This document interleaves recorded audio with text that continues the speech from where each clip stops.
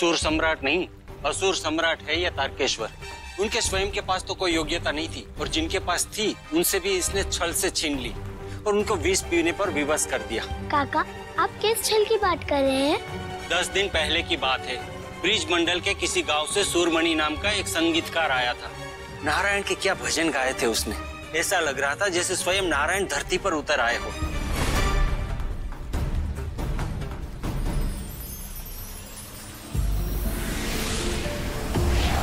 हे नारायण, मेरी वाणी, मेरा कंठ, मेरा सुर, अब सब कुछ आपको समर्पित है।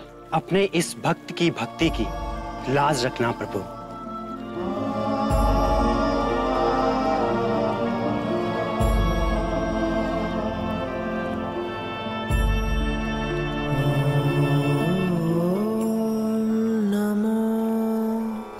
भगवते वासुदेवाय।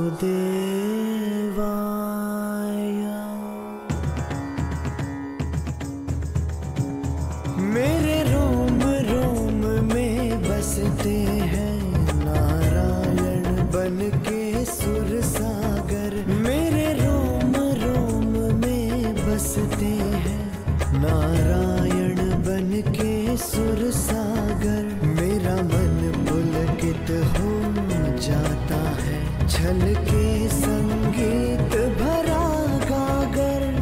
सारे ग म प रे ग म प ध म प ध नि सा सा नि सा ग रे सा। मेरे रोम रोम में बसते हैं नारायण बन के सुर सागर।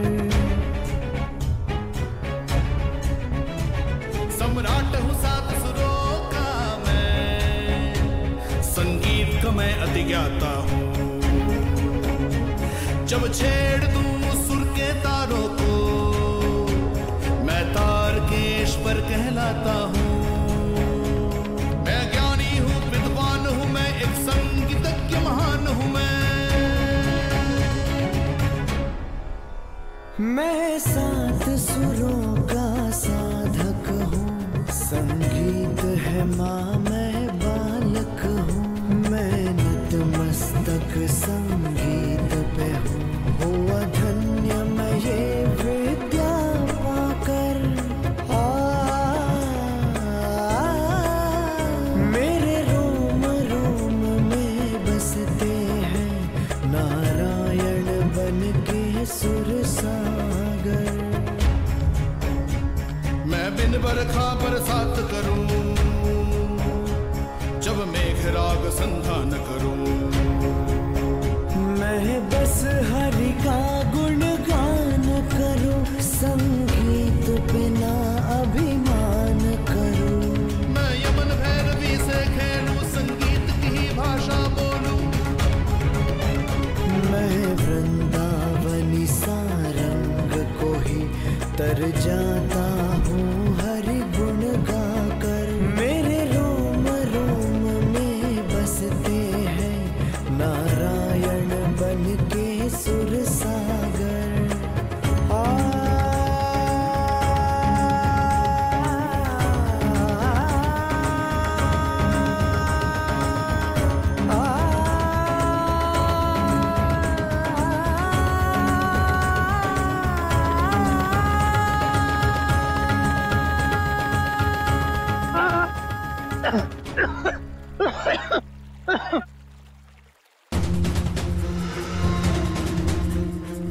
तारकेश्वर महाराज से जीतने चले थे तुम। अब तुम्हें 7 ईंटें नहीं, मृत्यु मिलेगी। नहीं, मैं पराजित नहीं हूँ, मेरे साथ छल हुआ है। पराजित तो तुम हुए हो सूरमणि, विष तुम्हें पीना ही पड़ेगा। तारकेश्वर, तुमने मुझे नहीं संगीत को छला है। तुम एक भक्त को विष पिला रहे हो। देखना, एक दिन तुम्हें तुम्हारे कर्मों का दंड देने भगवान स्वयं आएंगे। भगवान सब देख रहे हैं तारकेश्वर, भगवान सब देख रहे हैं।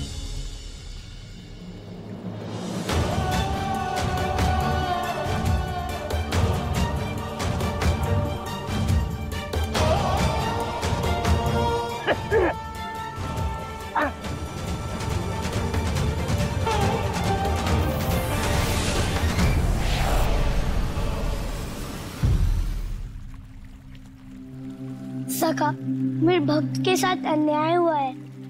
उसको छल करके पराजित किया है और विष पिलाया है। तर्केश्वर, अब तुम पराजित हो गए और महासंगीतकार सूर्यमणि के पुत्र के द्वारा ही तुम्हें दंड मिलेगा। सखा, अब विलंब नहीं करना चाहिए। तर्केश्वर को शीघ्र ही दंड मिलना चाहिए। चलो सखा, शीघ्रता करो। बालकों, क्यों बालकों? तुम्हें तो काशी में पहले नहीं देखा। कहाँ के वासी हो? हम ब्रिजमंडल से आए हैं। ब्रिजमंडल? सुना है वहां तो बड़े बड़े गवैये रहते हैं। कोई तो आया था मुझसे प्रतियोगिता करने। कहीं तुम दोनों भी उसी? हम तुमसे प्रतियोगिता करने नहीं, अपितु तुम्हें तुम्हारे अधर्म का दंड देने आए हैं। अधर्म?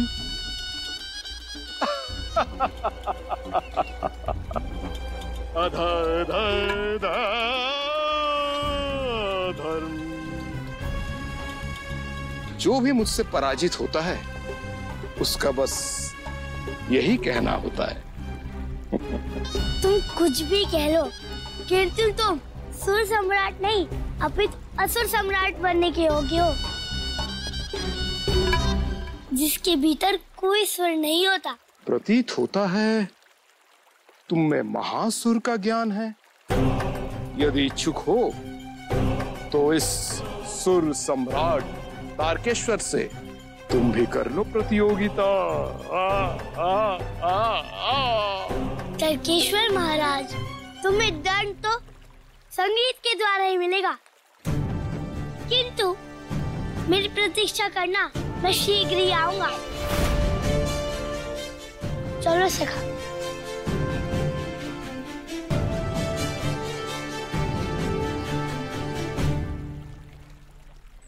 पुत्र, आज भजन मंडली में तुम अच्छे से नारायण जी के भजन गाना, ताकि लोग तुम्हें अधिक से अधिक भिक्षा और दान दे सके और हम उस दुष्ट पापी साहूकार के ऋण से मुक्ति पा सके।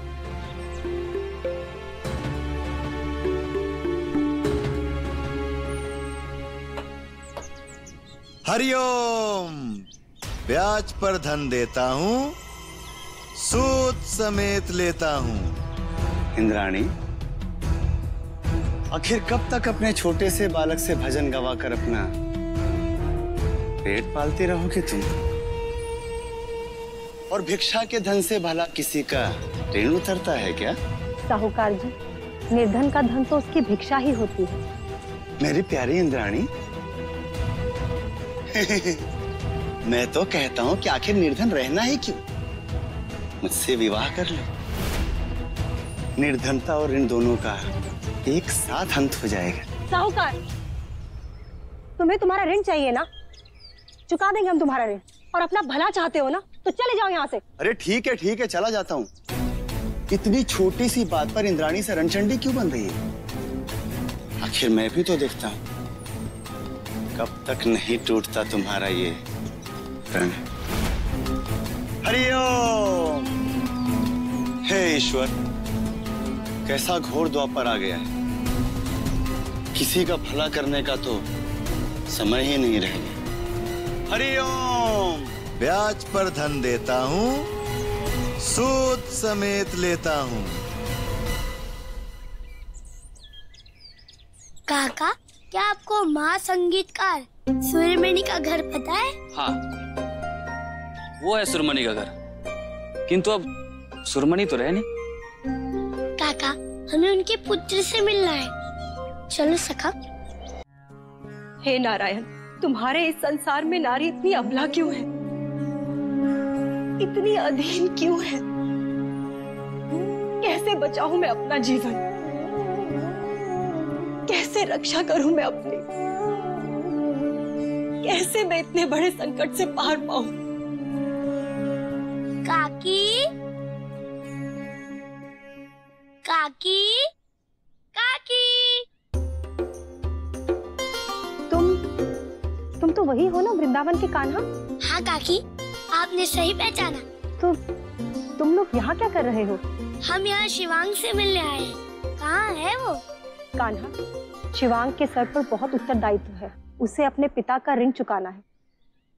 तुम लोग उसका समय नष्ट ना ही करो तो ही अच्छा होगा। काकी, इसलिए तो हम आए हैं, ताकि शिवांग अपना उत्तरदायित्व पूरा कर सके। मैं कुछ समझी नहीं। काकी, मैं शिवांग को काशी ले जाने आया हूँ। काशी? अपने पिता के साथ हुए अधर्म का प्रतिशोध लेना है। उस तर्केश्वर को संगीत प्रतियोगिता में पराजित करना है। बस कान्हा, अब एक शब्द और नहीं, ना संगीत के बारे में और ना ही उस संगीत प्रतियोगिता के बारे में। मैं उस संगीत प्रतियोगिता के कारण अपने पति को पहले ही खो चुकी हूँ और अब मैं अपने पुत्र को नहीं खोना चाहती। काकी, किंतु बस कान्हा, चले जाओ तुम यहाँ से और दोबारा यहाँ मत आना। अरे काकी, सुनिए तो। प्रभु, शिवांग की माता ने तो हमारे मुख पर द्वार बंद कर दिया। मुझे नहीं लगता कि वो शिवांग को काशी जाने देंगी। सखा, मैं काकी के मना करने का कारण समझता हूँ। यदि इस स्थान पर मेरी मैया भी होती ना, तो वे इस परिस्थिति में मुझे कहीं नहीं जाने देती। किंतु काकी की अनुमति प्राप्त करने का हमें कोई उपाय ढूंढना होगा। प्रभु, आप तो तारकेश्वर के सारे पापों को जानते हैं, तो आप स्वयं उसे दंड क्यों नहीं दे देते? सखा, यदि मैंने तर्केश्वर को दंड दिया तो ये शिवांग के साथ अन्याय होगा। प्रभु, किंतु ऐसा क्यों? क्योंकि तब तर्केश्वर को ये कभी पता नहीं चल पाएगा कि उसे उसके किन पापों का दंड मिला है। और तभी ये सही है जब शिवांगी तर्केश्वर को दंड दे। मैं समझ गया प्रभु। जिस प्रकार सभी प्राणियों के आप कारण हैं, उनके निमित्त हैं, उसी प्रकार इस तारकेश्वर को दंड देने में आप मात्र विमित बनना चाहते हैं। चलो सखा।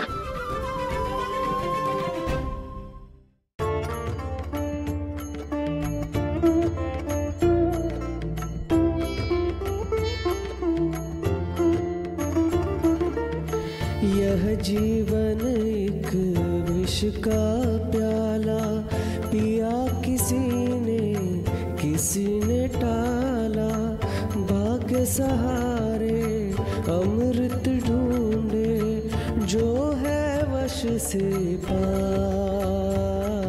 भाई, इस बालक के पिता सुरमणि संगीत को अपना भगवान मानते थे, और उसके पुत्र को देखो, संगीत को भिक्षा मांगने का साधन बना लिया। क्या कहती होगी इसके पिता की आत्मा इसको इस प्रकार भिक्षा मांगते देखकर? धिक्कार है ऐसे पुत्र को।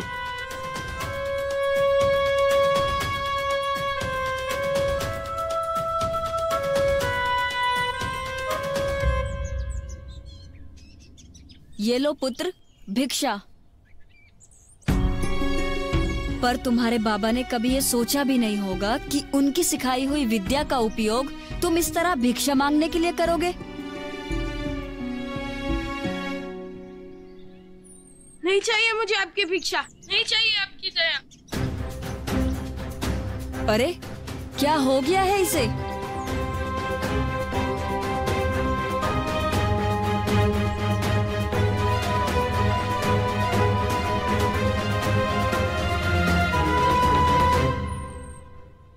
शिवांग, क्या हुआ? तुम रो क्यों रहे हो? नहीं मांगनी मुझे और भिक्षा। अपने बाबा की दी हुई शिक्षा का और अपमान नहीं करना। जब बाबा ने लालसा से मुझे संगीत सिखाया था, वो चाहते थे कि संगीत क्षेत्र में मैं उनका नाम ऊंचा करूं। और एक मैं हूँ जो साहूकार का ऋण उतारने के लिए उनकी दी हुई शिक्षा को भिक्षा पाने का माध्यम बना लिया है। नहीं शिवांग। शांत हो जाओ शिवांग, इसमें तुम्हारा कोई दोष नहीं। बाबा ने तो ये सोचा था काशी से संगीत प्रतियोगिता जीतकर वो साहूकार का सारा ऋण उतार देंगे, किंतु तुम्हारे बाबा ने बिल्कुल सही सोचा था, और वे इतने योग्य थे कि वो संगीत में किसी को भी पराजित कर सकते थे। मैं काशी जाकर सब कुछ पता लगा कर आया हूँ। यदि मेरे बाबा इतने योग्य थे तो क्या हुआ था उनके साथ? क्यों पीना पड़ा उन्हें विष का प्याला? तुम्हारा संदेह बिल्कुल सत्य था सखा। तुम्हारे बाबा के साथ छल हुआ है। उस दिन वो संगीत प्रतियोगिता जीतने वाले थे कि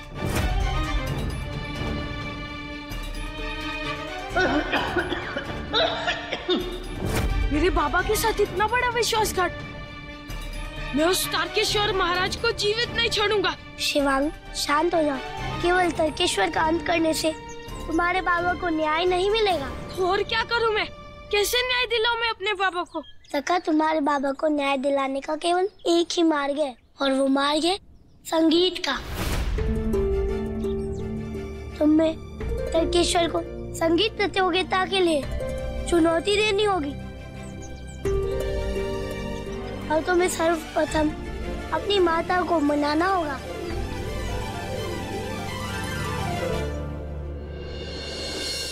काकी, मैं आपका दुख समझता हूँ। शिवांग की सुरक्षा को लेकर आपका भय उचित है, परंतु एक बार आप शिवांग की आंखों में देखिए, आप उसके दुख, उसकी हृदय की पीड़ा सब समझ जाएंगी।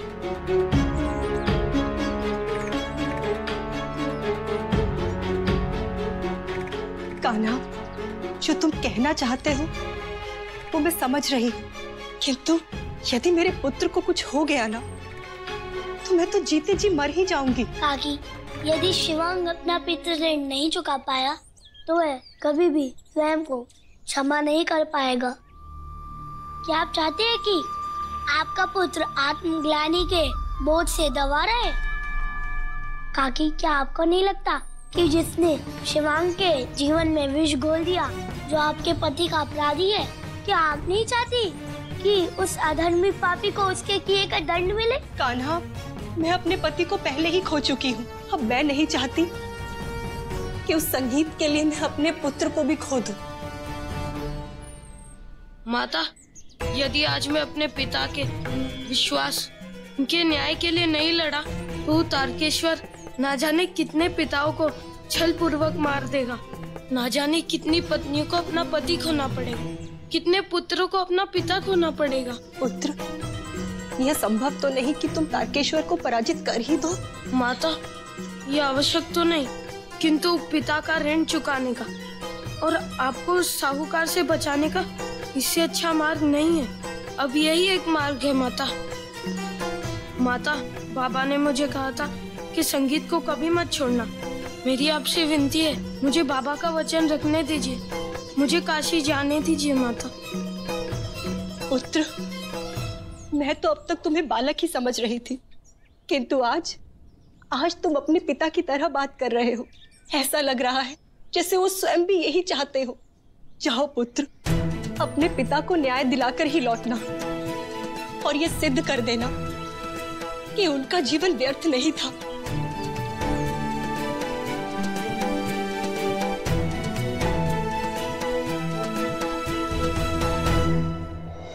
पुत्र, अपना ख्याल रखो।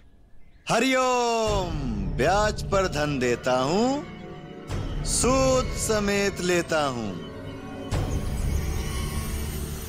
अरे ठहरो ठहरो संगीतज्ञ महोदय, जा कहाँ रहे हो तुम?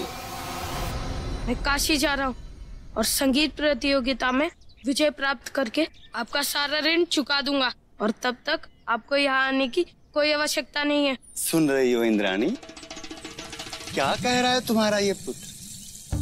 मेरी मानो तो इसे रोक लो, कहीं ये भी तो तुम्हारे पति की तरह मृत्यु के मुख में तो नहीं जा रहा है। साहूकार, ये मेरा पुत्र है, तुम्हें उसकी चिंता करने की कोई आवश्यकता नहीं। हरिओम। अरे वाह वाह, चिंता क्यों ना करूं मैं? यदि इसे भी कुछ हो गया तो फिर मेरा ऋण कौन चुकाएगा? तुम? साहूकार जी, धन के लालच में आप अपनी मानवता भी भूल गए। अब ये कौन बोला? आपका परिचय बंधु? बंधु, यदि मैंने अपना परिचय दे दिया ना, तो आप अपनी माया मोह भूल जाएंगे। अब बस आप इतना समझ लीजिए, यदि आपने इस परिवार में किसी का भी अहित किया ना तो ये आपके लिए उचित नहीं होगा। ओ, मैं तो डर गया। देखो बालक, मैं भी तो इस परिवार का हित ही चाहता हूँ, लेकिन एक साहूकार अपना ऋण भी तो नहीं छोड़ सकता ना। अब तुम ही बताओ, यदि घोड़ा घास से दोस्ती करेगा तो फिर खाएगा क्या? हमें तुम्हारी दोस्ती नहीं चाहिए साहूकार। कल आना और तुम्हारा जो भी ऋण है ले जाना। इतना विश्वास? ठीक है शिवान, तो फिर मैं कल आता हूँ पूरी तैयारी के साथ। लेकिन एक बात गांठ बांध लो, यदि कल तुमने मेरा ऋण नहीं चुकाया तो मैं तुम्हारी माता के साथ विवाह कर लूंगा, विवाह कर लूंगा। साहूकार जी, अपनी जीवा को ना नियंत्रित रखना चाहिए, क्योंकि भूल जीवा करती है और मनुष्य को दंड भुगतना पड़ता है।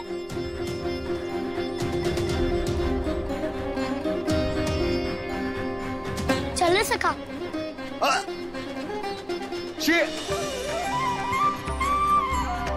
कहा था ना साहूकार जी, जीवा।